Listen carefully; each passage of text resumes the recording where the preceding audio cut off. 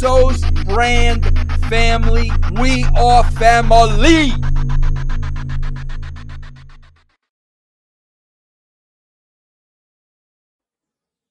Attitude Club for life.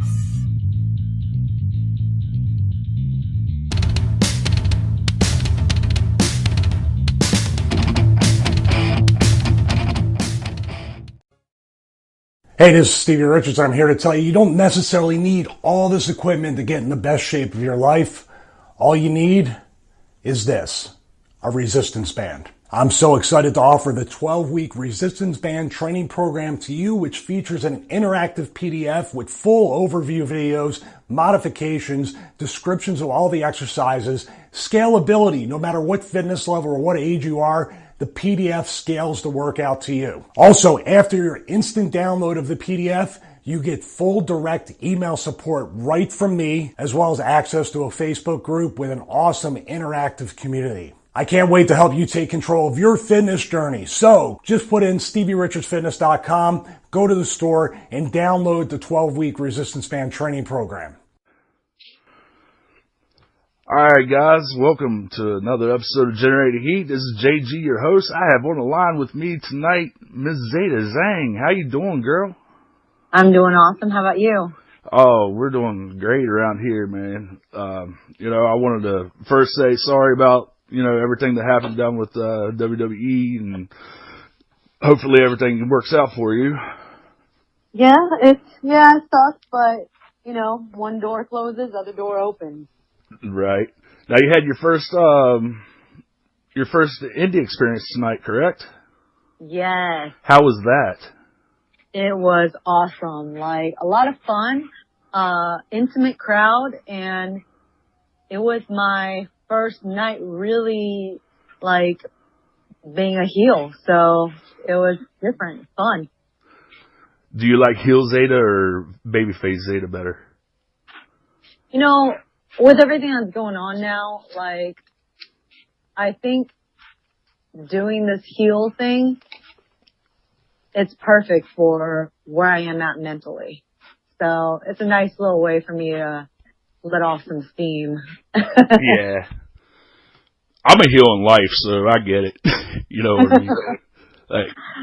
I'm a heel when I'm pushed to the edge, and this is pretty much the edge. Yeah, definitely. How did the crowd respond to you being a heel? Oh, I got so much heat, and that's what's good. That's what I want. Yeah. I want them to give me heat. Yeah. So I was such a success. Now, did you have a match tonight, or did you cut a promo, or what did you do? I had a match. Nice. Good deal. What promotion was it? CWE over in Orlando, Florida. Nice. So, do you have some more bookings on the horizon, or was this kind of a one-off deal, or? No, I got lots of bookings, which is awesome. Months are packed right now, so very fortunate, very lucky, and just excited to show everyone what I've got. Yeah, so, NXT came to an end, unfortunately. You want to take us through kind of, what went down with that? Was it kind of sudden, or did you kind of see it coming or anything, or? Yeah, it was sudden. I mean, even the higher ups, the people that had to be there for the release, they didn't even know that I was getting released until that morning. But the company and everything changes really fast. One day it's one way, next day it's another way. So for whatever reason, they had to cut people, and I was one of them. Yeah. All was coming. I mean, a possibility. I mean, I didn't see it coming, but I've always heard before I went to WWE that people are always coming and going.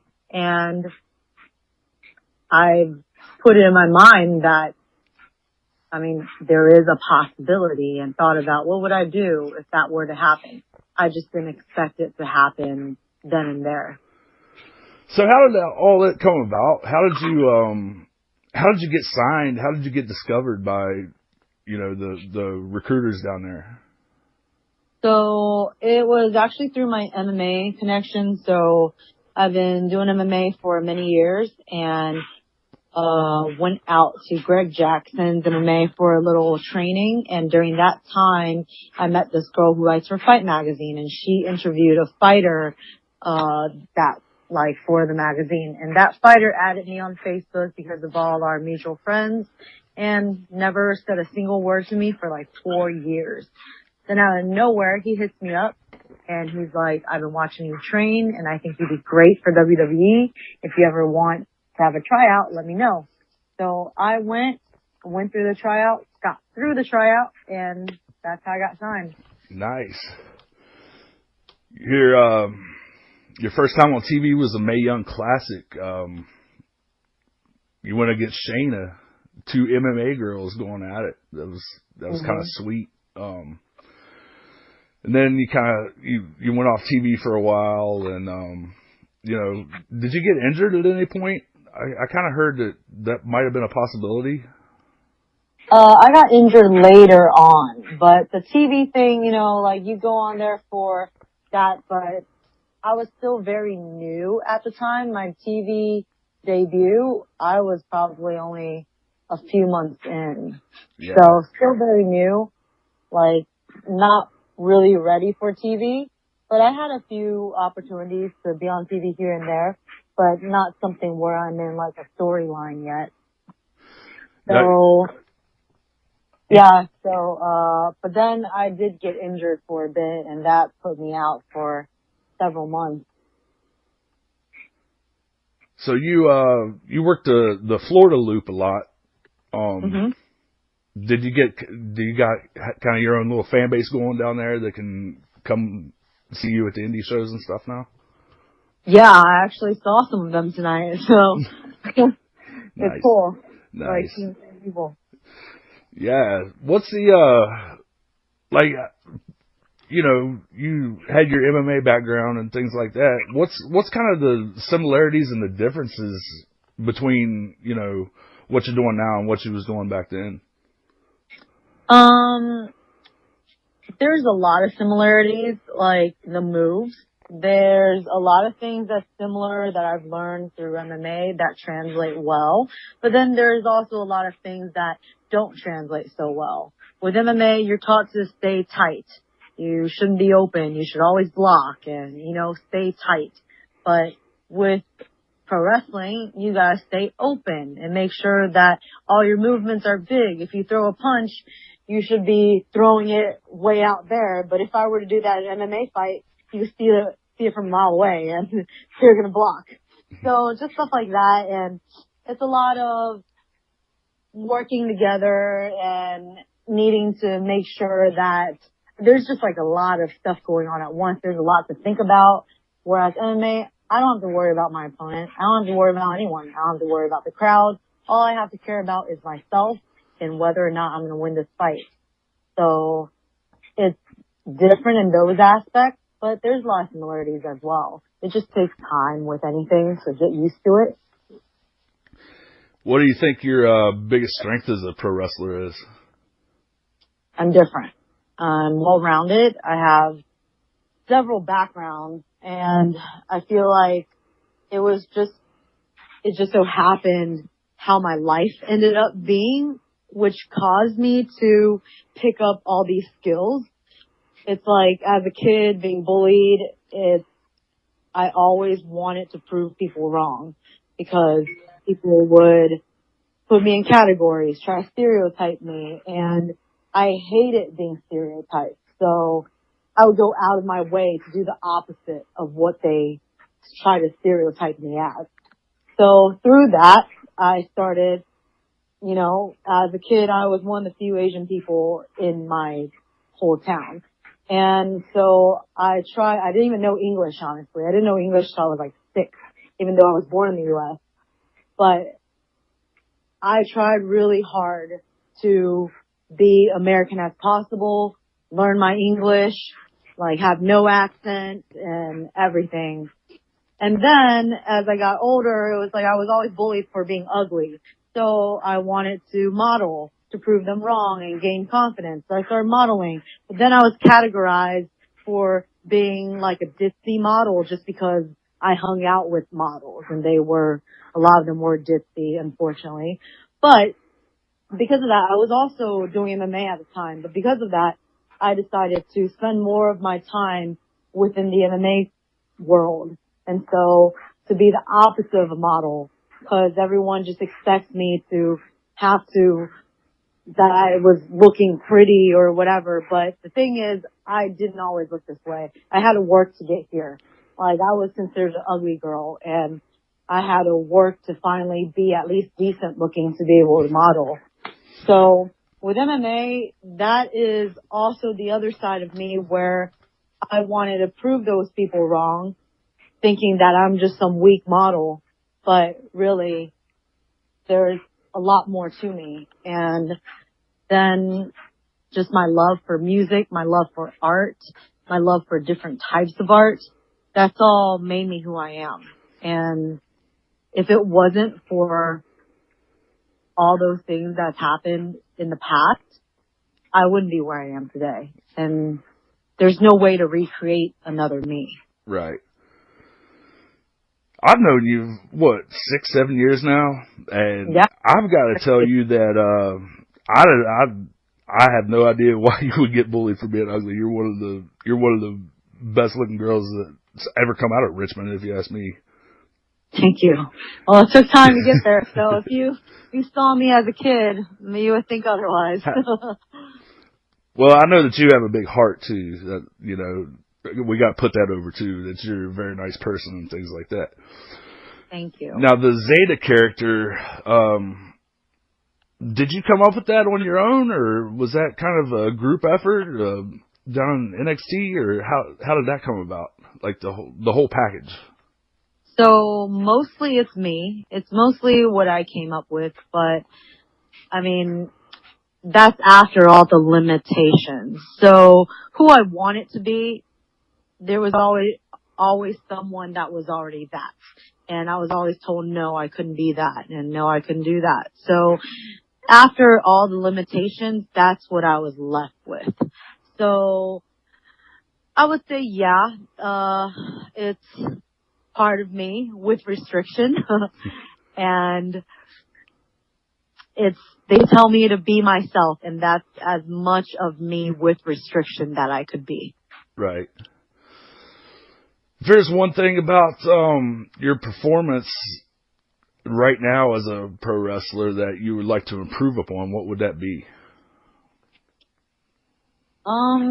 Really just getting reps in. Learning to be comfortable in every situation, even if there's mess ups. Because if something happens and I mess up, I start shooting. Yeah. And I start doing shoot style and stuff, and that doesn't always look the prettiest. Because pro wrestling is, big. It's beautiful looking. Like, my moves would end up looking like a fight. It would look more sloppy. So just trying to make it more pretty, slower, so the crowd can understand it. Because, yeah, when I get nervous, I'll start going into fight mode. Yeah. And when you, like, do you like to lay out your matches beforehand, or do you like to get in the ring and kind of feel out the crowd and feel out your partner and things like that? I mean, right now, I feel I need to lay it out beforehand, but there's certain things in there where I just freestyle it and feel it out. It's a combination of the two. Yeah. Take us through, what's a typical day at the PC like?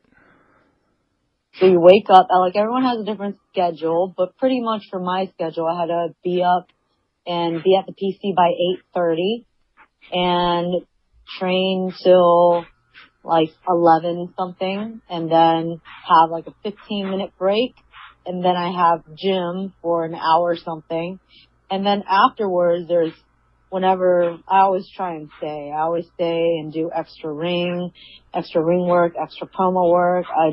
I'm at the PC all day. And then have to go home and do a bunch of errands. Yeah. That's the part that sucks, having to go home and live life too. I'm sure. But, I was so busy having to do everything. So it's literally I get home and I have to like catch up on errands. So every day, 6 days a week, actually pretty much 7 days a week, because on Sundays, even though we're off, we're not really off. There's meal prep, errands, freaking promos, everything. Preparing for next day. It's a 24/7 type of thing. Yeah. It's definitely a lifestyle. It's not no typical 9 to 5. And me just being on the outside and knowing the few people that I do in the business, even, I know a couple other people down in NXT, and then I also, even the indie people around, you've got to be very disciplined in what you do. And I have nothing but the utmost respect for all of you guys for what you're able to do and how you're still able to function in the outside world, being what you have to do for your job. I've always admired that about pro wrestlers. Yeah, it's definitely like, you gotta have the passion for it to be able to do it. Like anything. If you love it, you're gonna find a way to do it, even if it means being super tired or having to make huge sacrifices. Yeah. Now, we're, in the middle of this women's revolution, and it is absolutely wonderful that the women are finally getting the same opportunities as the men in professional wrestling, whether it be WWE, whether it be, over in Japan, they have All Japan, and the women are killing it over there. You have Shimmer, you have Shine, you have all these different promotions that, put the female ahead and put them right where they should be.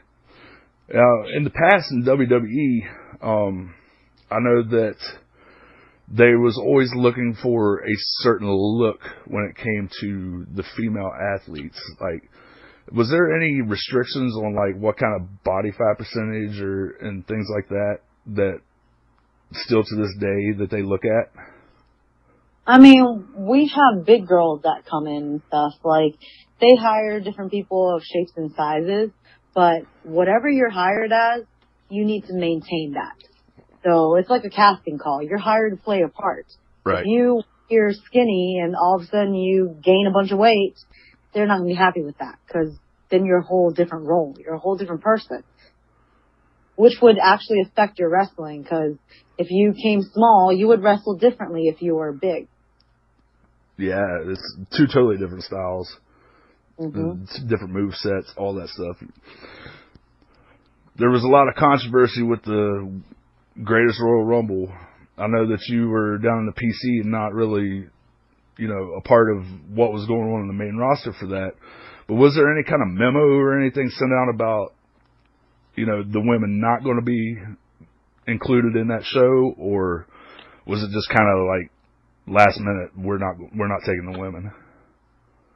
Yeah, I'm not really sure if it was last minute or if they knew way ahead of time, but I mean, they knew with enough time in advance to not get on a plane to go over there. Right. So yeah. Do you see that changing in the future? Oh, definitely. Yeah, definitely. They are in works with Saudi Arabia, and it just takes time. It's a whole different country, different culture. It's going to take time for them to adjust, but everything's moving forward. Yeah, it's just, there was so much backlash for, the company doing that, but I think you hit the nail on the head that there's this, they're responsible for the shareholders of the company to make the money however they got to make it, and I hope that eventually everything comes around. Like you said, the new Prince, I think he's trying, but it's a slow process, Did you talk to any of the girls? Like, were they kind of bummed out about it, or did they just kind of take the weekend off and do their own thing? I mean, I didn't get to talk to the girls directly, but yes, I've heard that they were, of course, sad, but I mean, that's not something that we can force on a different country. It's a different culture, and we can't just intrude and start bringing things in that's offensive to them. Yeah. They're change when they're ready and on their own terms. So we really shouldn't try and force anyone to do anything. I mean, that's how wars get started. Yeah, definitely. And for one company to draw up such heat on a country to do that is, I think it was the right call, and I think that they're on the right track with it. So as long as we keep progressing, I think it'll all turn out good in the end. Of course. Yeah. So what, you was in combat sports for a while before you was a judo champion of Virginia, is that correct? Jiu-jitsu. Jiu-jitsu, okay. Yeah, what was that like?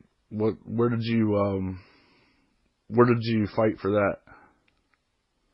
So my first fight was in Washington, D.C., for One World MMA. And then my second fight was for CFFC in Virginia.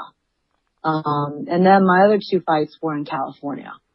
But I started pretty late, started at about 20 years old, had 4 fights, all wins, 11 out of 13 matches. I won gold twice, silver once, and bronze once in national tournaments. And I honestly never thought I would get into combat sports or even sports in general, because I never did sports as a kid. I was a quiet, shy art girl who, like the typical art girl that you like see in those coming of age teenage movies. Like, I was that girl. Yeah. So I really got into it for protection, for safety, because when I moved to Richmond, I felt really unsafe.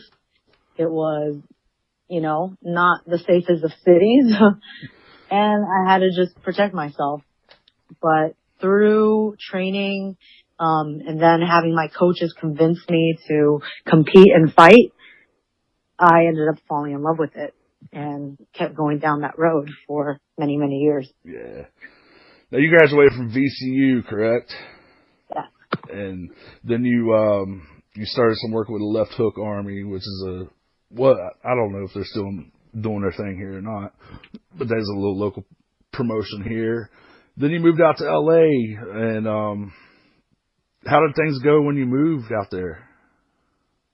Oh my gosh, it was tough. It was like something out of a movie. It's a hard town to make it in. Yeah, especially I went out there with barely anything, didn't know anyone, and was homeless for almost 6 months. I lived out of my car, showered at a 24-hour fitness, did what I could to try and make any type of money, taking odd modeling jobs here and there, working at bars, working at a music studio, and just trying to get money just to make it out there. And then luckily later I got on my feet and, it got better then, but it was rough out there. Yeah. And when I went out there and I was sleeping out of my car, that was when they had their record-breaking heat wave. I was burning up in my car. Oh man. Because I didn't want to turn on the AC because I wanted to save gas. So I was dying in there. And then my car kept breaking down on me, which was a problem. And then I would be it would be broken down in the middle of frickin' Compton or Inglewood. And it's so many times where people would try to mess with me when I was out there. And then I almost got abducted. Just so much stuff happened. Wow. It was tough. It was really rough out there. But, I got through it and it's made me a better person. Yeah. I mean, any experience, any life experience makes you who you are today. So you might look back on it and be like, oh my God, I can't believe I made it through that. But you're as strong as you are today because you made it through that. So, definitely admire your strength in doing that and basically knowing nobody when you left, correct? Yeah, I didn't know anyone. Yeah. No. So, yeah, props. Definitely. But yeah, you're in Florida now, you're doing the independent, wrestling thing. Go ahead and, tell the promoters that might be listening in why they should pick you up. Like, cut a little promo or something? Yeah, you can cut a promo if you like. Okay. Zeta. Sound familiar? Not just the first Chinese American WWE, but the first Chinese American in the first ever NXT Women's Royal Rumble and the first ever Mae Young Classic. Now I'm here to conquer the independent scene with a Zhang. Zeta Zhang. Something like that. That's nice. You want to cut one on WWE for letting you go and what they're about to miss out on? Oh, yeah. All right. Let me think about this. Okay. Oh, all right. Wow. After all the time and energy I've sacrificed for you, and this is what I get? I guess the saying, nice guys finish last, is true. I'm told hard work isn't what pays off. Perhaps you should learn some math and think about the logistics. When I'm spending 50% of my time having to do other things that is non-wrestling related, how else do you think I'll perform? I'm locked in a box, having no freedom or guidance, and here you are calling yourself place of development. Your whole future in China would not be where it is without me. I've been nice and worked hard, but obviously that got me nowhere. So now I'm going to come back and take what is mine. That was nice. Thanks. That was very nice. I feel like there might have been a little shoot in there. Definitely. Definitely. I mean, they tell us to be us, right? They tell us to be who we are, and my character is who I am, just turned up a notch. I think Dusty is looking down at, I know you didn't train with him, but I think he's looking down at you right now saying, oh, girl, that's what I'm talking about. But, yeah. And this is why it's perfect for me to be heel now. Exactly. You can just go out and cut him like that every single time. Yeah. Before, I was just like, all right, I'll do whatever needs to be done, but it's the thing with doing promos is you have to speak it from the heart. And I feel like there's a lot of stuff that's been bottled in and been restricted. So there we go. Yeah, let it out. And it makes you feel better when you let it out too, you know. It's perfect for me to be a heel. It's literally therapeutic. Wrestling is my therapy. So what do you have coming up on the horizon? Where can we catch you at?